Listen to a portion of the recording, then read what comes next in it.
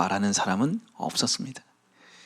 예수님께서 말씀을 전하셨는데 바리새인들이 그 사람을 보내잖아요. 종교 지도자들하고. 근데 그 하인들이 찾아가서 이렇게 말하는 사람은 없었다고 그렇게 얘기해요. 근데 특별히 저는 예수님 여러 말씀하셨지만은 지금 요한복음 14장 6절에서 말하고 있는 내가 곧 길이요 진리요 생명이니 나로 말미암지 않고는 아버지께로 올 자가 없다. 여러분, 이 세상에 그 누구도 이렇게 말한 사람은 없었어요.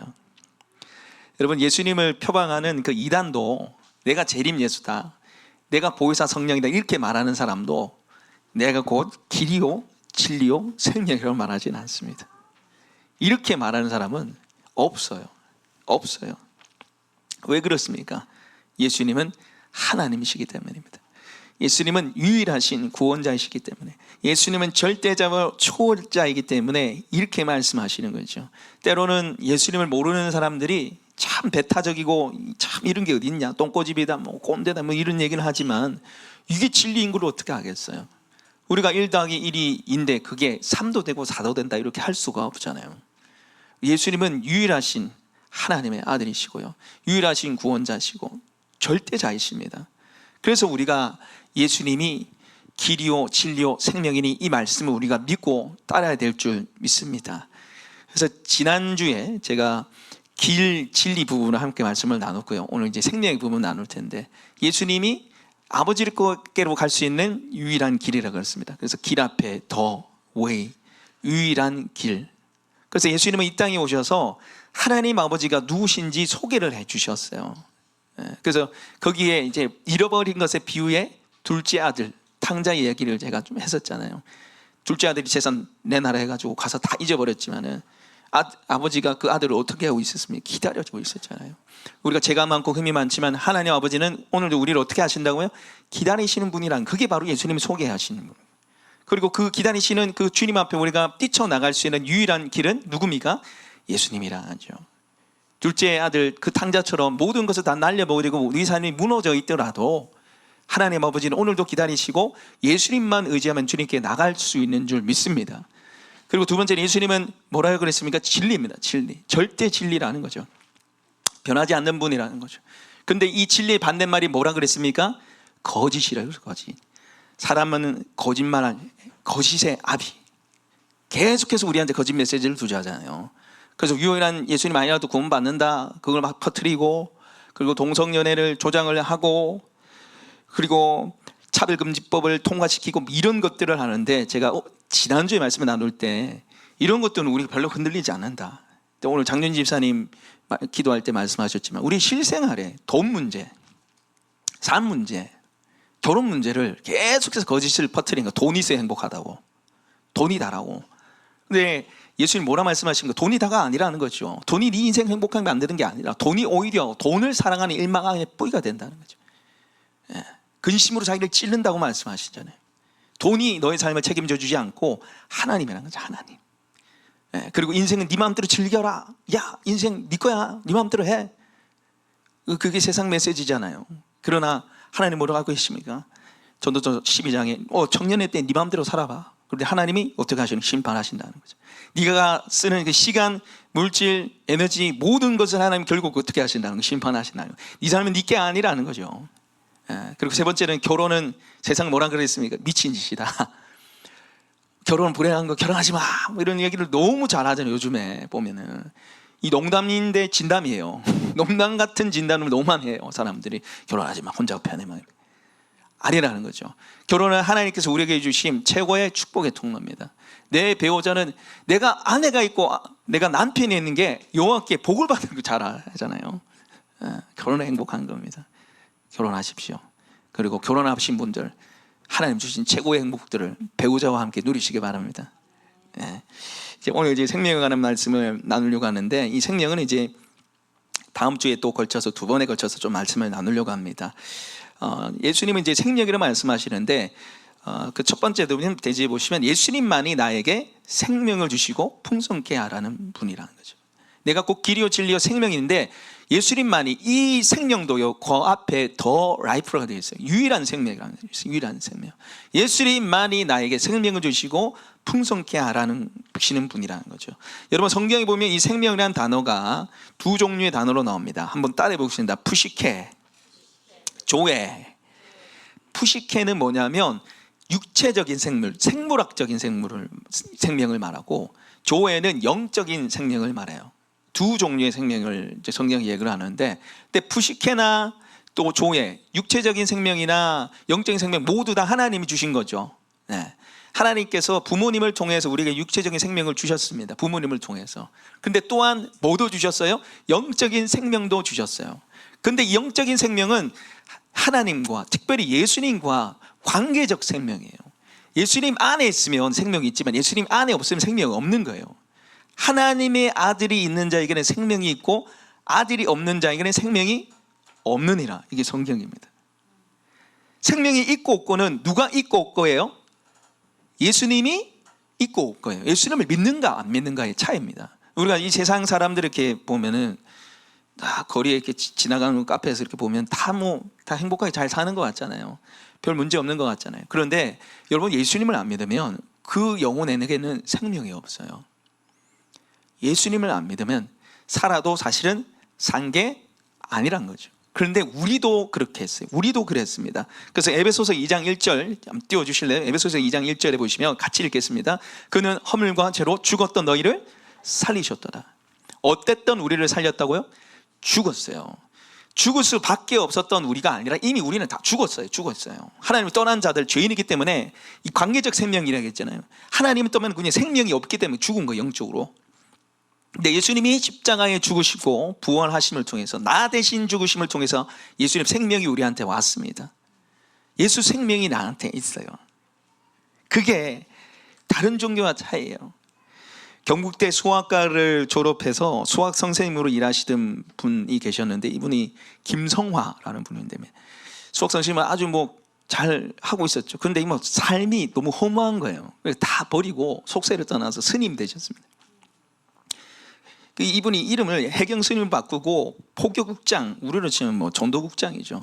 자기가 그 속한 종파에 아주 포교국장으로 갈 만큼 아주 인지도도 있고 지위도 좀 있던 분인데, 어느 날 잘못 이제 사기를 당해 경제사범으로 감옥에 가게 됐어요. 그 스님이라서 이제 불경을 읽고 싶어가지고 불교 책을 좀 달라 그러는데 그거 없다 하는 거예요. 없다. 그 있는데 하는 거예요. 성경책은 있다는 거예요. 아유, 알겠다. 심심한데 성경책이나 보지 하다가 이분이 성경을 보고 깜짝 놀랐어요. 왜 놀랐냐면, 불교에 보면 옛날에 이제 인도에 석가모니가 인도에 있었잖아요. 구시라라는 성에 있는 젊은 과부가 있었는데 그 아들이 한 명 죽은 거예요. 그래서 이 여인이 석가모니 부처님한테 가서 내 아들을 제발 좀 살려달라고 한 거예요. 그런데 이 부처님 뭐라 하냐면, 한 번도 사람이 주워 나가지 않은 곳에, 사람이 죽지 않은 집안에 가서 쌀을 얻어와서 그 쌀을 죽으로 만들어서 먹이면 네 아들 살 거야, 이렇게 한 거예요. 이때까지 한 명도 안 죽은 집안에 찾아가서 그 쌀로 죽을 만들으라는 거예요. 아, 알겠습니다 부처님 하고 온 동네 사방을 다 찾으러 다닙니다. 그런데 그런 집이 있어요, 없어요? 없어요. 그래가지고 부처님한테 찾아가지고, 부처님 그런 집은 없습니다. 다 죽어 나갔던데요. 그러니까 부처님 하는 말이, 그래 다 죽는 거야. 그래서 네 아들도 죽는 거야, 이렇게 얘기했어요. 그래서 이 과부가 그렇구나, 어쩔 수 없구나, 그냥 체념하고 이제 넘어가는 스토리예요. 그게 불교에 나와 있는 이야기입니다. 그런데 성경보다 깜짝 놀린 거예요. 왜냐하면 나인성의 과부 얘기가 나오거든요. 나인성의 과부가 아들이 죽었는데 장례를 이제 치르고 관에 이제 아들이 있잖아요. 근데 지나가다가 예수님이 어떻게 합니까? 관에 손을 딱 얹더니 일어나라 하니까 그 아들이 살아났단 말이에요. 여기에 충격을 받은 거예요. 아니, 석가모니는, 부처님은 어쩔 수 없다 이랬는데 예수님 살려버리네? 기독교는 생명이 있네? 그리고 이분이 목사님 됐습니다. 이게 목사님 되셨어요. 이게 차이입니다. 다른 종교와 우리 믿는 예수님하고 차이는 생명이 있어요. 생명이. 하나님이 세상을 이처럼 사랑하사 독생자를 주셨으니 이는 저를 믿는 자마다 멸망치 않고 영생을 얻게 하려 하심이라. 할렐루야. 영생, 영원한 생명을 주십니다. 주님이. 그래서 우리는 생명을 얻은 자들이에요. 생명을 얻은 자들이에요. 그런데 여기서 우리가 한 번 더 생각해야 할 게 있는데, 예수님은 그냥 생명만 주시는 분이 아니라 우리의 삶을 풍성케 하시는 분이에요. 풍성케 하시는 분이에요. 그래서 요한복음 10장 10절 한번 띄워주시면 좋겠습니다. 요한복음 10장 10절 같이 읽겠습니다. 시작. 도둑이 오는 것은 도둑질하고 죽이고 멸망시키는 것뿐이요 내가 온 것은 양으로 생명을 얻게 하고 풍성히 얻게 하려는 것이라 하시랍니다. 여기 말씀해 보시면 내가 온 것은 양으로 생명을 얻게 하고 어떻게 한다고요? 풍성하게 한다는 거예요. 풍성하게. 이게 무슨 말이냐면 예수님은 그냥 우리가 살도록 호흡만 하도록 호흡기만 딱 꽂아놓고 우리의 인생을 살게 하시는 분이 아니라는 거예요. 그런데 예수 믿음에도 불구하고 그냥 호흡기 낀 것처럼 살아가는 거예요. 숨만 쉬고 살아가는 거예요. 숨만 쉬고 아무런 삶의 무의미, 무가치, 무기력에 시달리게 만든다는 거죠. 요한복음 15장 5절 말씀 같이 한번 읽어보겠습니다. 요한복음 15장 5절 읽겠습니다. 시작. 나는 포도나무요 너희는 가지라. 그가 내 안에 내가 그 안에 있으면 사람이 열매를 많이 맺나니 나를 떠나서는 너희가 아무것도 할 수 없습니다. 자, 이거 멈춰주세요. 여기 보시면은 내가 그 안에 거하면 사람이 뭘 많이 맺는다고요? 열매, 풍성한 삶을 말해요. 예수님 안에 있는 삶은 풍성한 삶입니다. 열매 있는 삶이에요. 그런데 예수님 밖에, 예수님 떠난 삶은 어떻나요? 아무것도 할 수 없다는 거예요. 아무것도 없다는 거예요. 우리가 예수를 믿음에도 불구하고 풍성한 삶을 사는 사람이 있는 반면에 예수님을 믿음에도 불구하고 그냥 딱 호흡기 꼽는 수준에 그냥 구원만 받는 수준으로 살아가는 삶이 있어요. 예수를 믿으면서도 무기력, 무의미, 무가치, 무능에 시달리는 이 사무에 시달리는 삶을 사는 분들이 계십니다. 자, 저를 비춰주세요. 여러분 삶은 지금 어떻습니까? 예수님을 믿고 풍성한 삶을 사시나요? 아니면 예수님을 믿음에도 불구하고 여전히 여러분의 삶이 무기력하고 무의미하고 무가치하고 무능한 삶을 살고 계십니까? 여러분 무엇이 이런 차이를 만들어낼까요? 그 차이의 대답은 뭐냐면 예수님을 생명처럼 여기느냐입니다. 예수님이 내가 곧 길이요 진리요 뭐라 그랬습니까? 생명이라고 했습니다. 생명. 예수님은 우리의 생명이세요. 그래서 우리가 예수님을 정말 나의 목숨처럼 생명처럼 여기면 우리의 삶에 생명과 함께 풍성한 삶을 살 수 있어요. 그러나 예수님을 생명처럼 여기지 않으면 우리의 삶이 메말라 간다는 거예요. 무기력해진다는 거예요. 그래서 정말 예수님을 생명처럼 여기는 사람은 예수님을 찾고 붙잡습니다. 그래서 두 번째 대지에 생명 대신 예수님을 우리가 붙잡기 위해서는 부르짖어 기도해야 됩니다. 우리 한번 따라해 보겠습니다. 부르짖어 기도해야 합니다. 자, 예수님은 생명이신데 정말 생명같이 여기고 목숨같이 여기는 사람들의 특징이 뭐냐면 예수님을 붙잡고 부르짖어 기도한다는, 간절히 예수님을 찾는다는 거예요. 그 간절함이 기도로 나타나는데 그냥 하는 게 아니고 주여 아버지 부르짖어 기도한다는 거예요. 여러분 성경에 보면 이 부르짖으라는 말씀이 굉장히 많이 나옵니다. 하나씩 볼까요? 시편 31편 22절 말씀 띄워주십시오. 우리 같이 읽겠습니다. 앞에 보시고 읽겠습니다. 시작. 내가 주께 부르짖을 때에 주께서 나의 간구하는 소리를 들으셨나이다. 어떨 때 들으셨다고요? 부르짖을 때에 들으셨다는 거예요. 시편 81편 7절 같이 읽겠습니다. 내가 고난 중에 부르짖음에 내가 너를 건졌고, 부르짖음에 어떻게 하셨다는 거예요? 건지셨다는 거예요. 예레미야 33장 3절 읽겠습니다. 시작. 너는 내게 부르짖으라. 내가 내게 응답하겠고 내가 알지 못하는 크고 은밀한 일을 내게 보이리라. 부르짖으면 응답하겠고 크고 놀라운 일을 보여주신다는 거예요. 예레미야 29장 12절 읽겠습니다. 너희가 내게 부르짖으며 내게 와서 기도하면 내가 너희들의 기도를 들을 것이고. 부르짖으면 듣는다는 거예요. 성경이요, 여러분 계속 부르짖으라 하는데 여러분 성경이 부르짖으라는 말씀을 몇 번이나 하는지 아십니까? 잘 아시네요. 220번 합니다. 220번을. 여러분 하나님께서 한 번만 부르짖어 해도 우리는 어떻게 합니까? 부르짖어야 돼요. 근데 그걸 몇 번이나 얘기한다고? 220번을 얘기해. 220번 동안 야, 너 기도하는데 대충 하지 말고 주여 아버지 이렇게 좀 기도해. 그걸 220번이나 말하고 있어요. 왜 그러실까요? 왜 그러실까요? 이미 우리를 너무 잘 아시죠. 하나님은 생명 대신 예수님을 생명처럼 안 여길 걸 알기 때문입니다. 목숨처럼 안 여길 걸 알기 때문이에요. 목숨처럼 생명처럼 여겨서 부르짖기는 하는 거죠. 정말 목숨처럼 생명처럼 여기는 게 뭡니까? 하나님, 나 하나님 오시면 안 돼요. 나 좀 도와주세요. 나 좀 살려주세요.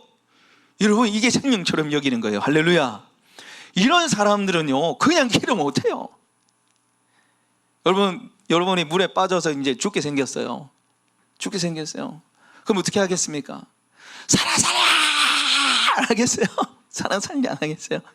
그런데 내가 물에 빠져 이제 죽게 생겼는데, 나는 극아이니까, MBTI I니까, 이게 좀, 그지? 난 소리 잘 못 내지? 저기요, 여기 나 죽어가는데. 나 좀 죽어가는데요. 아이고, 난 아가씨니까, 아이고, 내가 좀 이렇게, 부러지면 좀 그러니까. 여러분, 이런 사람이 어디 있어요? 정말 주님 없이는 우리가 살지 못한다는 걸 안다면, 예수님의 말씀 그대로 나를 떠나서는 너희가 아무것도 할 수 없다는 것을, 우리가 무등하다는 것을 여러분 아신다면은, 여러분 부르짖어야 됩니다. 생명처럼 여기고 부르짖어야 돼요. 그런데 사람 마귀가 이걸 못하게 해요. 사람 마귀의 전략은 기도도 못하게 할 뿐더러 기도를 해도 부르짖는 기도를 못하게 만듭니다. 이게 사람 마귀의 전략이에요. 왜냐하면 부르짖는 기도에 능력이 있기 때문에 그걸 아는 거죠. 영적으로 힘든 친구들을 한 명 제가 교제하면서 몇 년에 걸쳐서 지금도 힘들 때 제가 섬기고 있습니다. 지금은 정말 많이 회복돼서 이제 공무원 취업을 해가지고 직장생활 잘 하고 있어요. 그런데 이 친구를 제가 이제 처음에 섬길 때 놀라운 사실은 같이 찬양하고 싶은데 찬양을 못해요. 그럼 평소에 말은 다 해요. 목사님 평소 얘기하다. 근데 찬양만 하면 목사님 말이 안 나와요. 따라서 기도하세요. 예수님 안 돼요. 사람 마귀 입을 닫게 만든, 입을 닫게 만든. 여러분, 마귀가 부르짖지 못하게 만드는 거예요. 어떤 생각을 집어줍니까? 야, 뭔다고 그렇게 부르짖어? 엘레강스하게 좀 품위 있고 격조 있게 좀 기도할 수 있잖아. 굳이 그래 해야 돼? 하나님 다 듣고 계신데 뭘 부르짖어? 그냥 부르짖으면 힘들어. 부르짖으면 목 나가, 목 쉬어.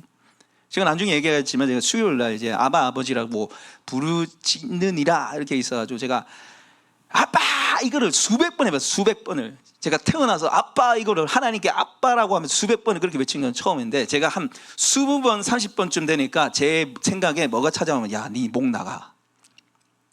네 목 나가고, 제가 올해 초에 이제 목이 나가지고 한 달 이상을 고생했는데, 그때로 네 가면 어떻게 할래? 이런 생각이 드는 거예요. 그 누구가 주는 생각이겠어요? 마귀가 주는 생각이죠. 그래가지고 제가 아빠 하면서 그 아빠의 여러 가지 의미가 있는 거죠. 아빠, 지금 마귀가 나를 공격하니까 아빠 이 생각들을 지워주세요. 아빠, 내 생각이 바뀌게 해주세요. 하는데 하나님 제 마음에 어떤 생각을 주시냐면, 너 기도하다가 아빠 아버지 부르짖다가 목 쉬면 그게 하나님께 영광이야. 기도가 목 쉬면 그 하나님께 영광이야. 할렐루야. 기도가 목 쉬면 그게 하나님께 영광이라니까. 여러분, 지금 제가 목이 멀쩡하잖아요. 제가 오늘 주일학교 때 유치부 아마 예배를 제대로 못 들었을 거예요. 주여 그것도 제가 한 100번 이상 했을 거예요. 멀쩡하잖아요. 멀쩡해. 물론 약간 조금은 아픕니다. 오늘도 제가 한 10분 동안 우리 주여 엄마 미친 듯이 하려고 제가 막 작정을 하고 왔어요. 제가 마귀가요 부르짖지 못하게 한다니까요. 잡생각을 줘요. 입을 닫게 만들어요. 굳이 그렇게 해? 그렇게 할 필요가 어디 있어? 품위 있고 격조 있게 해야지. 여러분, 그런 거 성경에 없습니다. 비성경이고 반성경이, 성경이 220번이나 부르짖어 기도하라고 했는데 뭘 그렇게 살살 기도하면 되지. 목 나가면 묻지 않아. 전부 다 마귀가 주는 생각이에요. 지난주 수요일에 제가 로마서 8장 15절 말씀을 나눴습니다. 아빠 아버지라 부르짖는 이라 함께 제목으로 말씀을 나누는데, 자, 한번 띄워주십시오. 로마서 8장 15절 말씀. 우리 같이 읽겠습니다. 시작. 너희는 다시 무송하는 종의 영을 받지 아니하고 양자의 영을 받았으므로 우리가 아빠 아버지라고 부르짖느니라. 여기 말씀을 보시면은 우리가 양자의 영, 아들의 영, 예수님의 영을 받아서 하나님께 아빠라고 말하는데 아버지, 아빠, 아버지라고 부르게 하셨느니라가 아니라 뭐라 되어 있어요? 부르짖느니라 되어 있어요. 이게 크라조인데요. 크라조는 울부짖는 거예요. 아빠! 하는 거예요, 이거. 우리 양석주 집사님, 야, 저는 저 아버지와 딸 관계가 참 저렇게 행복해 보이는 거 참 너무 부러운데. 여음이가 우리 집사님을 부를 때마다 아빠! 그러면은 이게 얼마나 마음이 좀 그렇겠어요. 이게, 야, 니 왜 그러니? 그냥 아빠라고 편안하게 다정하게 불러. 여러분 그 성경에 보면 아빠 아버지라 부르게 하셨느냐면 그냥 하나님 아빠 사랑해요 아빠 이렇게 할 수 있잖아요. 그런데 부르짖느냐라 되어 있다니까요. 하나님 아빠를 부를 때 부르짖으라고 되어 있어요. 부르짖으라고 되어 있어요. 왜 그렇습니까? 우리가 다시 얘기하지만 하나님을 생명처럼 여기지 않기 때문이에요. 하나님이 내 아빠라는 생각을 너무 자주 잊어요. 하나님 없이도 내가 살 수 있다고 착각하고 사는 거예요. 힘들어도 기도할 생각을 안 하는 거예요. 힘들어도 뭐 내 힘들지 인생 힘들지 기도하는 생각조차 안 하니까 하나님 어떻게 하냐, 아빠라고 부르짖어서 찾으라는 거예요. 찾으라는 거예요. 내가 네 아빠야 라고 목 놓아서 찾으라는 거예요. 찾으라는 거예요. 부르짖으라는 거예요. 여러분 부르짖어서 기도해야 되는데 이게 막상 근데 기도해 보면은 부르짖는 게 쉽지 않아요. 쉽지 않아요. 그러면 이 부르짖는 기도에 훈련이 안 되시는 분들은 이게 안 나와요. 그리고 영적으로 마음적으로 눌려 있으면 부르짖는 기도도 안 됩니다. 마음이 여러 가지 근심 걱정 많고 피곤한 기운이 없으면 부르짖는 게 잘 안 돼요. 그래서 뭐가 필요하냐면 함께 부르짖어야 됩니다. 우리 한번 따라해 볼까요? 열려라 함께. 열려라 참게 말고 기도가 열리기 위해서는 열려라 함께 기도해야 돼요. 함께. 사도들이 함께 예루살렘을 떠나지 않고 아버지의 약속하신 것 성령을 기다리면서 기도를 했습니다. 함께 부르짖어 전력 기도에 힘쓸 때 성령 하나님이 하시잖아요. 저도 여기에 혼자서 부르짖어 기도하라면은 저도 처음부터 후자 안 돼요. 저도 안 돼요. 제가 주일학교 때 똑같이 이제 주여 외치고 기도하자 했을 때 제가 놀란 게 애들이 막 해요. 애들이 해요. 걔들이 제가 봤을 때는 잘 모르지만 그렇게 기도한 적이 아마 진짜 한 번도 없을 거예요. 태어나서. 근데 해요. 불라디가 얼마나 잘하는지 제가 막 은혜가 돼가지고 막 왜 그런 일이 일어납니까? 함께해서 그렇습니다. 함께해서. 제가 선생님들 옆에 다 앉아놨어요. 옆에서. 함께 기도할 때 하나님의 은혜가 임하고 함께 기도할 때 성령의 역사로 기도의 문이 열릴 줄 믿습니다. 그래서 제가 한 가지 더 강조하고 싶은 거는 제가 목회자 칼럼에 써놨는데 여러분 수요 성령 집회 좀 나오세요. 정말 좀 나오세요. 제가 수요 예배를 얘기를 안 했는데 수요 성령 집회 제발 좀 나오세요. 우리는 원래는 이제 금요 예배가 있잖아요. 그 예배마다 금요 철야 정도 이렇게 있는데 우리는 금요일에 목장 모임을 하기 때문에 수요일을 금요 철야처럼 제가 하려고 그래요. 찬양 15분, 설교 20분, 기도 30분 이상. 지금 제가 그렇게 하고 있습니다. 그래서 여러분 우리가 주일 예배 때 30분 이상 뜨겁게 기도할 수 없어요. 이 주일 예배 포맷 자체가 그렇습니다. 정말 뜨겁게 30분 이상 기도할 수 있는 시간은요 수요일. 양옆에 인사하겠습니다. 수요일 날 나옵시다. 수요일 날 나오세요. 수요일 날 정말 부르짖어서 기도할 수 있어요. 그때는 10분 20분 말고 30분 이상 부르짖어서 여러분 기도할 수 있는 시간이 수요일. 제가 그 수요일 날 제 나름대로 경험을 좀 말씀드리면 저도 이게 참 기도할 때 지칠 때가 있는데 그렇게 이 오신 분들하고 이 수십 번 수백 번을 아빠, 그때는 아빠 아버지를 부르짖는 애라 했으니까 성경 그대로 아빠라고 했어요. 아빠 했는데 그걸 하면서 옆에 분들이 기도하는 게 또 저한테 들리고 이게 막 영적으로 시너지 효과가 막 일어나는 거예요. 함께 부르짖어서 기도하는데 예. 제가 기도하고 나서 마음에 이 뭐 응어려진 거 스트레스들이 확 날아가고 기쁨이 임하고 평안, 감사, 소망이 가득한 걸 제가 느꼈습니다. 그래서 여러분 마음에 죄책감, 불안, 두려움, 메마르고 지친 삶을 사십니까? 여러분 함께 모여서 부르짖길 소망합니다. 함께 모여가지고 부르짖는 시간들이 필요해요. 이 시간에 지금 12시 3분인데요. 평상시보다 좀 빨리 마쳤습니다. 기도하려고. 오늘 작정을 하고 부르짖어 좀 기도를 했으면 좋겠습니다. 불을 좀 꺼주시고